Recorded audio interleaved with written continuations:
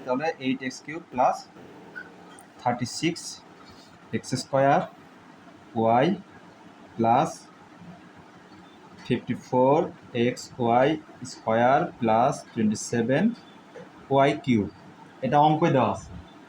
যদি আমরা এটাকে ভাঙি, দেখো যদি 2x এর উপর পাওয়ার কিউব দিই তাহলে কি 8x³ হচ্ছে? হচ্ছে, কারণ 2 এর উপর কিউব করলে 8 হবে, আর x এর উপর কিউব করলে s³ হবে।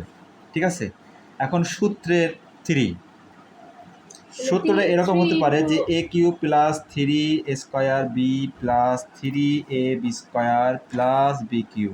ঠিক আছে, সূত্রটা হচ্ছে এরকম। তাহলে দেখো 3, এবার এটা 2x এর উপর স্কোয়ার মানে a স্কোয়ার, আর b কি হবে? b হবে 3y।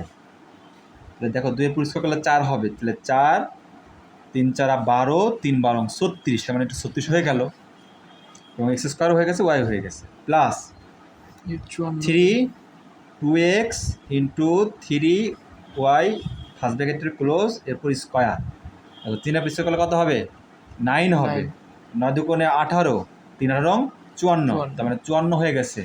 এক্স হয়ে গেছে, ওয়াই স্কোয়ার করলে ওয়াই স্কোয়ারই হবে, প্লাস 3y এরপর কিউব করলে এটাই। ঠিক আছে, 27ই y³ হবে, 3y পুরো পাওয়ার কিউব করলে। হ্যাঁ, তাহলে কী সূত্র বললো? 2x plus 3y whole cube, তাই না? কারণ এটা সমান সমান এটাই হবে, বুঝতে পারছ? আচ্ছা, এখন দেখো তোমাদের এখানে মান দেওয়া আছে, x এর মান কত? তাহলে মান বসাই, মান বসিয়ে পাই। সাদিক বুঝতে পারছিস? তাহলে মান বসিয়ে পাই, x এর মান কত দেওয়া আছে? 19। তাহলে 19 ফার্স্ট ব্র্যাকেট প্লাস দিলাম 3, ওয়াই এর মান কত দেওয়া আছে? -12, তাহলে -12 এরপর কিউব, তাই না? এখন 19 যোগানে কত হয়? 38,